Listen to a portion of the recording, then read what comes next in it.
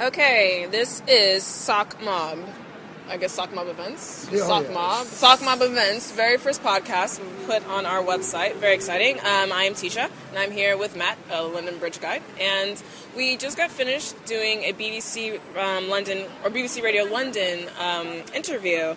And after our interview, which was quite lovely, we got to talk about, our take on homelessness. They had Daniel Astaire, who is from Westminster Council, come on and basically said that what we do doesn't help. He also went on about how Westminster Council is amazing and their wonderful Second Night Out program, and just doing what politicians do, make themselves look good. But we have a rebuttal, specifically to what we feel Westminster Council does, and to take on this idea that Sock Mob does not help people. So, Matt, do you have any thoughts you'd like to share? Anything you're willing to get off your chest? I know when we were sitting backstage from the radio show, it got a little heated.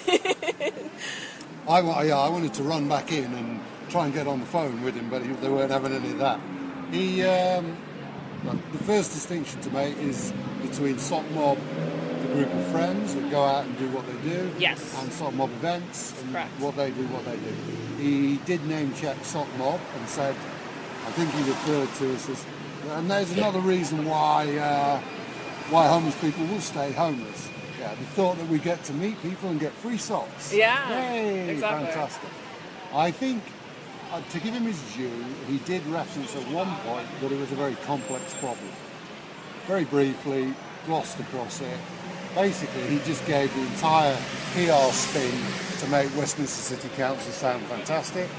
As soon as he started talking about the no second night out policy, I felt like I just wanted to throttle him because he didn't. All it is a policy of dispersal, effectively. There is, if you are in Westminster and are homeless, Westminster will not house you in a hostel unless you have either direct connection to the borough or have a 6-month residency. Residency being street verified by homeless checkers at night. So this idea of no second night out, it sounds really good. You go to this hub, they put you in a cab, they send you up to the hub, you get a night to spend somewhere, and then basically they stick you on a train or a bus, send you back to wherever you're nominally from, and say, you deal with the issue, there's the thing. It's a dispersal policy. It's a not in my backyard kind of policy. Yeah. I mean, to give them their due, they are central London, they are Westminster City, and, they have a lot of people. They get a lot of bonuses because they are part of London. Yeah, okay? Yeah. So they want all the bonuses of being the capital city of the UK, but they won't accept the fact that if someone becomes homeless in their hometown and they have issues, they do not want to be seen day in, day out by people that a week ago they may have been talking to in the pub or talking to at work or passing in the street saying hello. Okay? So there's a lot of the fact that people gravitate to the capital by the very fact that it's the capital. All Westminster now want to do is say, we'll have all the bonuses of being the capital. Thank you very much. We'll have all the trade and everything and all the taxes that comes in. But anything that's of a social responsible nature, we want to limit our exposure. And it's all about limiting their exposure. And that's really interesting because Daniel Astaire was actually the guy who created the bylaw, or tried to introduce this proposed bylaw, one point in which they would ban rough sleeping within Westminster, which is absurd.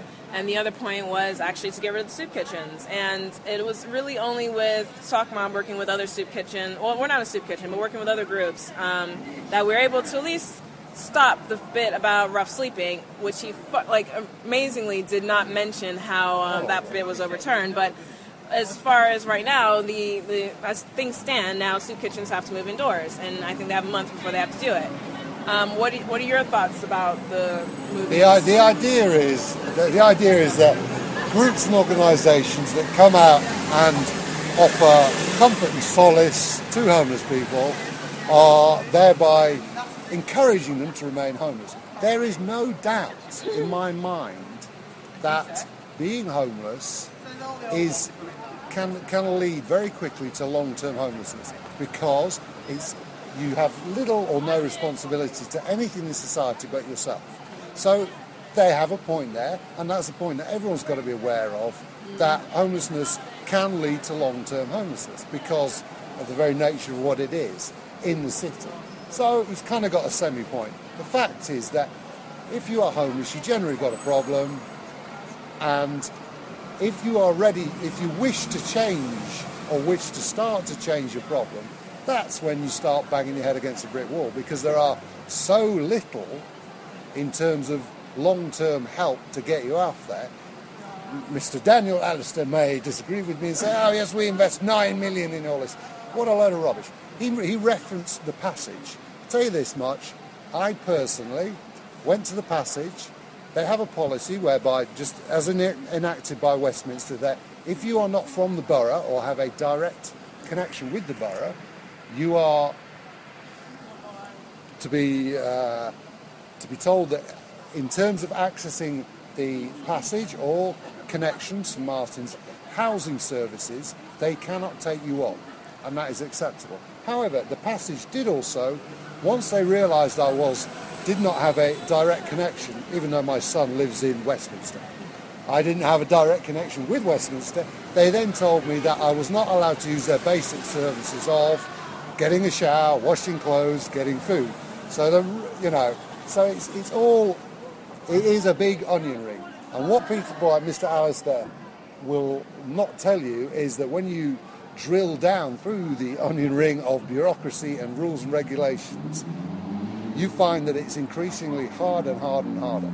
So his idea that by stopping people coming on the street, they'll stop homelessness is a load of crap. No. What it will encourage is far more skip jumping. Okay? So we can skip jump. Yeah. I skip jump in my life. That's dead easy. You go out back of Sainsbury's, you go out of Bath, other supermarkets are available, and you find the places where they put the food that's gone out of date that day, and they generally bin it. So you skip jump. Is it the Freegans or someone like that? They live it as a lifestyle. Yeah, it's a lifestyle. So plenty of homeless people are going to do that. All that is going to happen is that the homeless people that maybe have drink or drug problems, at the end of the day, when they are most under the influence of those things, and they would naturally go to get something to eat or hot drink, that will no longer be available. So they will turn more and more to petty crime. Yeah. They will go to walking in Tesco's, there you go, and trying to shoplift something or get food or whatever, because the ability to get the food, which they need to survive anyway, is going to be taken away from them. It's just absolute. And all he'll do, he's a typical, I give him his due, he's a very good politician, very slick in going over, giving the highlights of making Westminster City Council seem fantastic. Yes, they do. As you know, I mean, that's what he's paid the big spondoolies to do. Yeah. If he didn't do that, then, he wouldn't have a job. They'd be looking for someone else. But yeah, I think another, point to make is our concern, and we know other people, homeless people's, or Russell Sleeper's concern is if you do move the soup kitchens inside, then they are somehow going to try to track them. I mean, it makes it kind of like, why do they have to be inside? Do they have to fill out paperwork to get the food? And this of added bureaucracy or added kind of there's barriers to getting the food. And a lot of people are not going to do it. They're just not going to bother coming in just because, for various reasons. I mean, no one's going to want to be tracked. Like, it doesn't feel nice. It's not good. And so this is our concern. Just because you bring the food or soup kitchens inside does not mean you're actually helping anyone. And then you also have the people that don't even bother going to soup kitchens, which is a lot of the sock mob. What we try to do is find the people who are not in the groups or not going to soup kitchens, or kind of just hiding out in some doorway somewhere, and we try to engage with them. So, it was a very interesting radio show. I think another point I wanted to make was the question came up: how do you end homelessness? Which, as me and Matt were talking earlier, and as I personally firmly believe, because we're living in a capitalistic society, it is not possible to end homelessness. We live in a society that has social stratification. You always have rich people, you always have very poor people, and you'll have the middle classes that kind of hold everything in between. Interestingly enough, no one wants to talk about that. Everyone just kind of says, oh, give everyone jobs, give them a house, and it's not just that. What we would like to see, the stock mob as a whole, is just better access to help. kind of different services offered to the homeless so that they can have different ways of getting the help they need, be it just building up confidence, be it dealing with whatever personal problems they have, like, greater access to help is the unfortunate issue. thing about that is it will take a large capital investment. It does. In a recession, that's not going to happen. It's not going to happen. So you'd rather keep paying Westminster Council spending £9 million a year, which I wonder if they get from central government, but I wouldn't dare to question whether that comes from there. So it's an ongoing issue, and it's a case of society's come to the point where it works out, okay, rather deal with the problem as it is ongoing by spending as least as we can, rather than a massive capital investment to stop the issues surrounding it, and then using that ongoing. There's studies out of America that show it's actually cheaper to build a set of flats with attending medical services, mental health services, put homeless people in them, and deal with the thing that way, than to just keep going on and on and on. But of course, it is a massive, it's a capital injection at the first point. No politician's going to make that because, like you say, lots of people are losing their jobs, lots of people are getting charged more and more money. Bankers seem to be getting away with it yet again. I've nothing against bankers per se, but they kind of they do represent the highest echelons of capitalism at its best, and it's a dog-eat-dog world for them. I'm all right, Jack, thank you very much. Which is why the City of London probably doesn't have quite as bad a homeless problem as Westminster does, because they have a I'm all right, Jack, sod you approach from their policing department anyway. They're a lot tougher. City of London police are a lot tougher. That's interesting. But that's kind of how it is.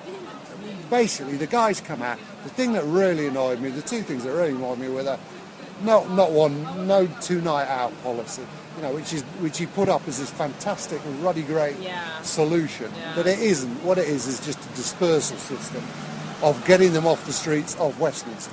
Okay, that's fine.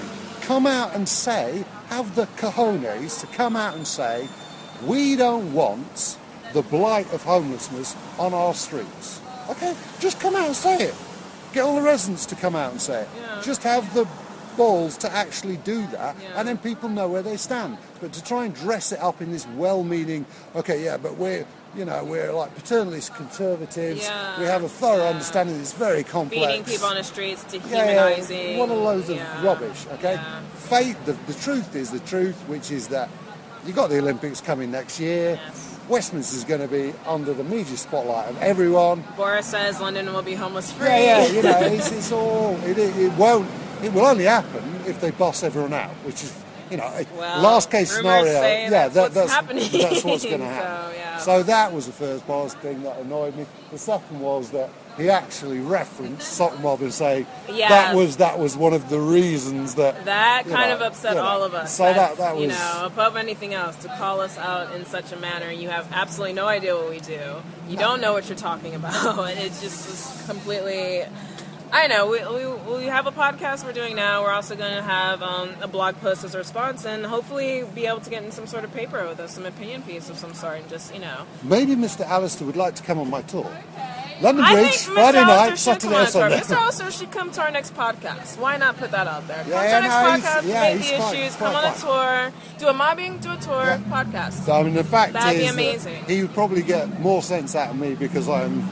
Yeah, you kind of have similar backgrounds, actually. So and that's, he might respect your opinion more. I don't know. Yeah, and he just wants to front up instead of talking the talk. Come and live it for a bit, and then he can have a better response.